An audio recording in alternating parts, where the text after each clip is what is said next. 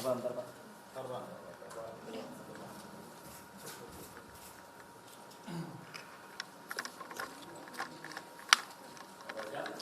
Coba audionya. Cek audio, Bang. Audio, Pak.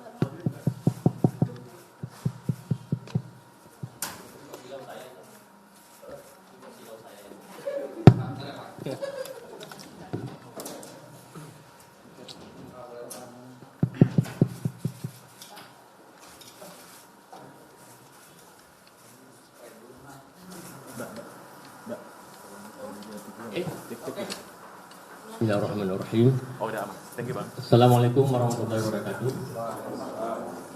Alhamdulillahirabbil alamin wassalatu wassalamu ala asrafil anbiya'i wal mursalin wa ala alihi washabihi ajmain. Amma ba'du. Saudara-saudara wartawan yang saya hormati, terima kasih atas waktu dan kehadirannya. Pada kesempatan ini kita akan mencoba untuk memberikan sebuah statement atau pernyataan tentang peristiwa yang terjadi di Palestina Gaza hari ini. Mungkin sama-sama sudah kita ketahui bahwa terjadi pertempuran antara pihak Palestina dan hal ini Gaza, Hamas dengan Israel yang banyak menimbulkan korban sipil. Dan kita juga melihat bahwa Israel melakukan serangan-serangan brutal terhadap sasaran-sasaran sipil yang ada di Gaza dengan alasan markas Hamas, dengan alasan bengkel pembuatan senjata, dengan alasan tempat persembunyian Hamas dan sebagainya. Tapi itu semua adalah upaya-upaya yang sistematis yang dilakukan oleh Israel untuk melumpuhkan, untuk menghancurkan kemanusiaan yang ada di Gaza Palestina. Nah, oleh sebab itu, rumah sakit kita di Indonesia itu menerima bergelombang korban-korban akibat serangan Israel. Dan pada hari ini, rumah sakit Indonesia di Gaza mengalami kesulitan untuk melakukan pengobatan, melakukan tindakan-tindakan operasi. Oleh sebab itu, apa yang terjadi saudara-saudara sekalian di Gaza? Bahwa obat-obat bius, obat-obat yang menyangkut tentang bedah, alat-alat atau instrumen bedah, semakin lama semakin menipis karena jumlah korban yang begitu luar biasa. Kemudian ditambah dengan dokter yang kelelahan dengan jumlah yang sedikit, kelelahan sehingga menimbulkan hal yang tidak baik bagi penanganan korban dan bagi dokter tersebut. Nah, memandang hal itu, maka Mercy memandang perlu untuk, sekali lagi, memandang perlu untuk mengirimkan tim bedah dan tim bantuan kemanusiaan ke Gaza Palestina. Oleh sebab itu, dalam waktu yang sangat singkat, kami akan berkoordinasi dengan pihak Kementerian Luar Negeri dan pihak KBRI di Kairo untuk bisa memfasilitasi tim medis dan tim bantuan kemanusiaan ke Gaza. Dan tim ini akan dipimpin oleh orang yang sangat pengalaman, yang sering ke Gaza, yaitu Insinyur Farid Talib. Beliau ada di sebelah kiri saya. Karena program ini bukan hanya memberi bantuan kemanusiaan, tapi juga mempersiapkan untuk pembangunan poli spesialis yang ada di samping rumah sakit Indonesia di Gaza. Ini satu hal. Oleh sebab itu, kami minta kepada Kementerian Luar Negeri dan pemerintah agar bisa membantu memfasilitasi tim ini untuk sesegera mungkin bisa masuk ke Gaza. Dan yang kedua, tadi kami berusaha berkomunikasi dengan pihak Kementerian Luar Negeri dengan Direktur Perlindungan Warga Negara Indonesia, dan pihak Kemlu meminta agar semua warga negara yang ada di Gaza untuk bisa keluar, mengingat kondisi semakin kritikal, semakin berbahaya. Maka dalam hal ini, Mercy menegaskan bahwa relawan kita tetap stay di Gaza. Ini adalah wakil dari rakyat Indonesia, mata, telinga rakyat Indonesia. Dan rakyat Indonesia ingin mengetahui secara persis persoalan-persoalan keadaan kondisi yang ada di Gaza.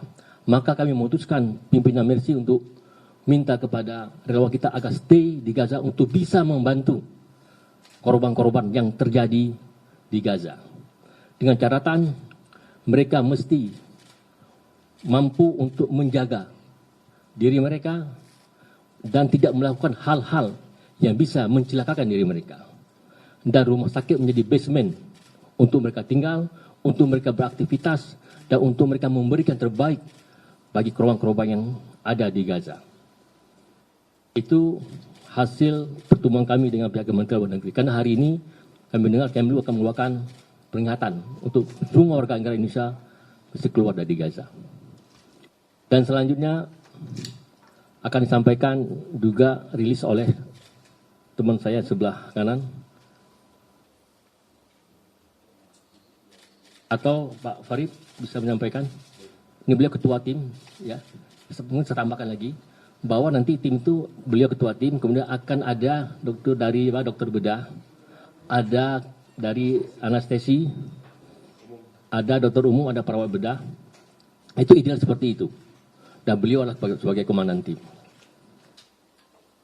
Oke, Pak Farid. Terima kasih. Mohon doanya segera mungkin. Kami sudah buat tim dan kita berangkat 5 orang. Jadi 1 orang medis spesialisasi ortopedi, lalu anestesi, dan sudah 3 orang, dan 2 orang adalah yang insya Allah akan menjadi alumni Gaza juga, jadi set manager, karena memang kita punya program untuk membangun poliklinik di rumah sakit yang ada. Namun kita pahami kondisi itu tidak mungkin kita prepare, minta izin sesuai prosedur.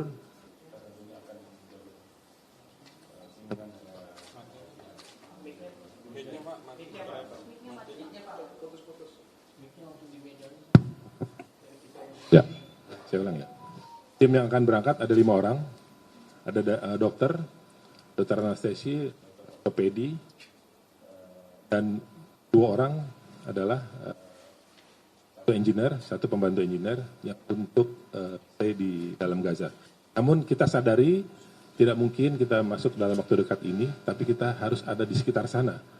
Insya Allah kita akan melalui Mesir, kita punya pengalaman di 2009, dan kita mungkin akan diamanahkan lagi oleh masyarakat Indonesia untuk menyampaikan bantuan-bantuan yang saat ini dibutuhkan. Karena kalau kita lihat eskalasi yang sekarang ini akan panjang. Tidak seperti kejadian-kejadian beberapa tahun atau beberapa waktu yang lalu, perselisihan antara Palestina dan Israel. Fokusnya membantu apa yang dibutuhkan oleh masyarakat Palestina, khususnya yang ada di Gaza saat ini. Bentar lagi kita tahu, Oktober, November, Desember ini masuk musim dingin. Kita sangat membutuhkan. Dan kita sudah mempersiapkan untuk itu. Terima kasih. Baik, terima kasih. Saya hanya menambahkan bahwa kondisi saat ini dengan kondisi banyak pasien-pasien trauma, maka konsentrasi pertama kita adalah membantu pertolongan pasien trauma. Itu yang pertama. Kedua, baru yang tadi disampaikan oleh Pak Farid, proses pembangunan klinik. Ya. Untuk menjajaki. Kenapa? Karena kami pernah beberapa kali mencoba untuk masuk, dan itu terkendala terkait sama perizinan. Jadi sangat sulit untuk masuk ke sana. Namun demikian kami terus mencoba untuk melakukan yang terbaik untuk bisa masuk ke dalam Gaza. Nah, yang berikutnya adalah bahwa hadiah dari masyarakat Indonesia begitu luar biasa, yaitu Rumah Sakit Indonesia di Gaza yang sangat bermanfaat bagi mereka, ya, baik ya, terutama ya korban-korban. Jadi ke dalam keseharian mereka pun mereka sangat terbantu dengan Rumah Sakit Indonesia, apalagi dalam kondisi saat ini. Dalam hal ini, saya perlu menginformasikan dinamika proses pembangunan bisa teman-teman dapatkan di buku yang telah kami luncurkan. Demikian. Terima kasih Dr. Hendry, beliau adalah salah satu presidium Mercy, Dr. Hendry Hidayatullah. Ada pertanyaan dari rekan-rekan wartawan, silakan. Dari depan saya dulu. Sebutkan nama dari mana. Perkenalkan, nama saya Fadlan dari Kumparan, Pak. Terkait dengan kondisi di Gaza saat ini kan, yang Bapak sebutkan tadi, relawan itu tetap berada di Gaza begitu. Nah, untuk keselamatan terkininya, untuk relawan ini bagaimana? Sedangkan kondisi di Gaza ini semakin buruk, apakah akan tetap selama kondisinya nanti akan semakin lebih buruk lagi, apakah relawan tetap berada di sana, apakah ditarik begitu ke ke Indonesia? Ya, Mercy kan emergensi ya, kita selalu hadir dan ada itu di tempat-tempat yang memang yang berbahaya dan berisiko. Dan relawan kita sudah kita bekali apa yang harus dilakukan mereka ketika kondisi seperti ini. Harus diingat bahwa mereka itu tinggalnya itu di samping rumah sakit, namanya Rumah Wisma Indonesia, Wisma Dr. Yosef Rizal Jurnalis. Dan kalau kondisi semakin memburuk, kita menganjurkan mereka untuk tinggal di basement rumah sakit. Karena segi undang-undang, bahwa rumah sakit itu dilindungi. Dan yang kedua, kita juga minta sangat pada mereka untuk tidak mendekati daerah pertempuran. Tidak ikut-ikutan.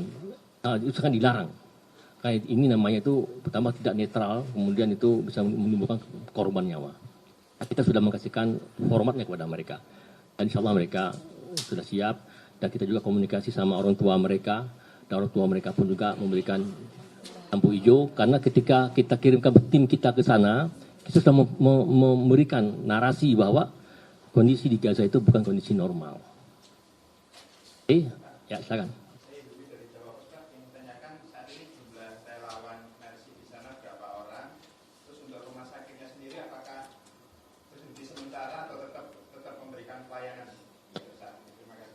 Ada 3 orang relawan kita, 3 orang.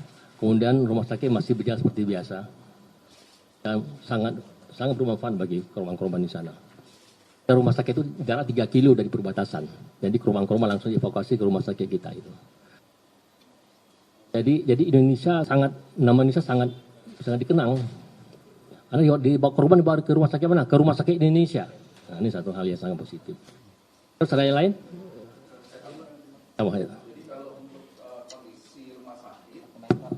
Kondisi rumah sakit kemarin sempat terkena adalah di selang pipa distributor daripada oksigen konsentrat. Jadi ada pusat oksigen konsentrat yang kemudian ada pipa distribusinya itu terkena serangan bom. Namun demikian dalam proses perbaikan ya, dan sampai sejauh ini operasional rumah sakit relatif masih bisa berproses dengan cukup baik. Demikian. Ya, udah. Yang dia, ya Mbak. Ya. Izin terkait WNI yang berada di Gaza, sebenarnya rinciannya ada berapa jumlah WNI yang keselamatannya terancam ini? Kalau WNI-nya itu ada 5 WNI ya. Tapi kalau anak-anak WNI, ada anak-anak itu lain lagi ya. Itu ada Onim, ada Hussein, ada Farid, ada Reza, ada Fikri, 5. 3 relawan Mercy, 2 ex relawan Mercy. Itu 10 karena ada anak-anaknya. Oke, lain?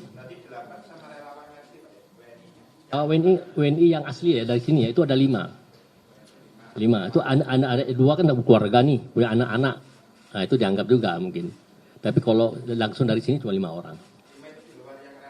Enggak semua, termasuk itu kan ini namanya relawan Indonesia. Tapi ada Mercy 3, ex Mercy ada 2, itu Onim sama Usin.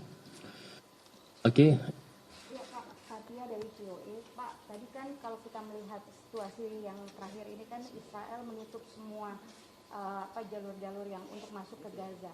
Nah, walaupun tadi Pak Farid bilang dalam waktu dekat ini mungkin tidak, tapi apakah ada strategi yang dipersiapkan Pak untuk bisa masuk? Apakah lewat terowongan yang di Mesir itu atau bagaimana Pak? Ya, memang sulit, tapi masih mungkin. Tadi kita ngomong panjang lebar sama pihak Kemlu bahwa Kemlu untuk memfasilitasi kita lah untuk bisa ke sana. Insya Allah bisa. Itu ada pendekatan personal nanti antara pihak Kemlu sama Kemlunya Mesir. Memang kalau normalnya ya susah. Tapi kita tetap resmi, nggak bawa kolong, nggak bawa atau enggak gitu ya. Kita resmi kita ini. Oke. Pak, terakhir saya Heru Pak dari Radio El Sinta. Itu terakhir kali Mercy komunikasi dengan Kemlu kapan Pak? Izin.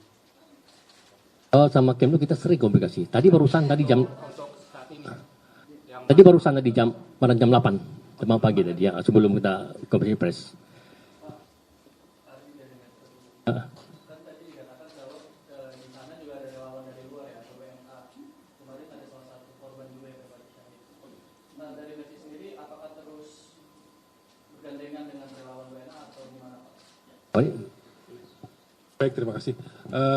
Relawan lokal ya, yang wafat Abu Ramzi, itu memang mendampingi kita sejak kita masuk ke Gaza. Dari mulai land clearing sampai sekarang. Tentunya banyak sekali relawan-relawan lokal yang memang membantu kita di dalam melaksanakan, seperti contoh kita setiap bulan Ramadan, bulan Idul Adha, atau waktu-waktu tertentu menyalurkan bantuan-bantuan yang memang membutuhkan. Jadi tetap kita akan lakukan kerjasama dengan relawan lokal. Kita lakukan.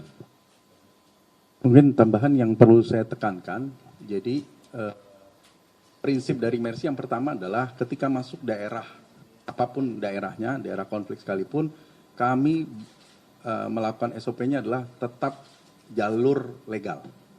Tidak pernah kami melakukan jalur bawah tanah.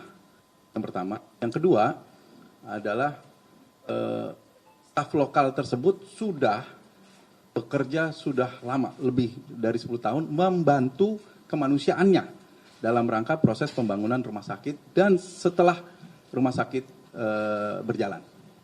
Demikian. Abang yang pakai ujung merah itu. Oke, terima kasih. Farid dari Media Nasional Investigasi terkait progresnya Mas dengan Kementerian Luar Negeri sejauh mana? Ya pasti kita selalu berkomunikasi dengan terutama dengan Direktur Timur Tengahnya. Jadi semua itu harus ada komunikasi, pemberitahuan segala macam, selalu kita ada komunikasi. Jadi kalau kita masuk ke Gaza itu ya ujung tombaknya memang dari pihak Kemlu. Maka tadi saya sampaikan bahwa kami mengharapkan Kemlu untuk bisa lebih aktif melakukan persuasif dengan Kemlu Mesir. Karena Indonesia sama Mesir ini punya hubungan yang luar biasa baiknya. Jadi kalau misalnya Kemlu maksimal, insya Allah dalam waktu dekat kita bisa masuk. Itu. Oke Bang, yang paling kacamata Bang. Saya Rikusan dari Al Jazeera Pak. Mungkin bisa diperjelas mengenai situasi di dalam rumah sakit saat ini. Tadi kan dikatakan dokter kelelahan, obat menipis, begitu. Mungkin bisa disampaikan berapa jumlah dokter yang saat ini sedang bertugas. Kemudian dalam kondisi full blokade, kira-kira bisa bertahan berapa lama rumah sakit Indonesia dalam keadaan tanpa pasokan? Iya. Mungkin ketua tim bisa sampaikan. Terima kasih. Rumah sakit ini memang didesain dari sejak awal untuk bisa tetap beroperasi walaupun tidak ada supply. Makanya fungsi basement itu tuh untuk menyimpan deposit supporting rumah sakit.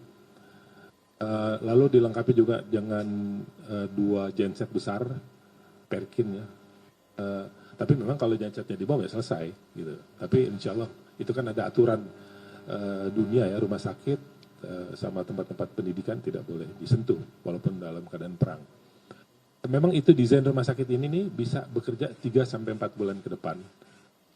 Karena memang beberapa deposit kebutuhan atau supporting rumah sakit sudah ada di basement. Harapan kita itu memang sudah bisa tersimpan di dalam situ dan insya Allah rumah sakit ini tetap bisa operasional. Tapi tetap bantuan karena dalam kondisi normal aja rumah sakit kita ini 2 kewalahan menangani penduduk Gaza ya. Karena kan kondisinya terkurung, maksudnya terblokade sudah sekian belas tahun ya. Jadi kita doakan Mudah-mudahan kita nih rakyat Indonesia yang mengamanahkan melalui Mercy maupun yang lainnya bisa betul-betul optimal memberikan bantuan. Makanya kita tetap harus berangkat ke sana walaupun mungkin untuk masuk saat ini sulit, tapi paling tidak kita bisa membelanjakan apa yang diamanahkan di Mesir, lalu kita delivery, kita kawal dengan prosedur yang ada tentunya gitu. Terima kasih. Itu dokternya puluhan pasti, cuman persisnya saya tidak hafal. Itu pasti puluhan. Dan itu semuanya dokternya lokal, nggak ada dari Indonesia. Dokter maupun perawatnya.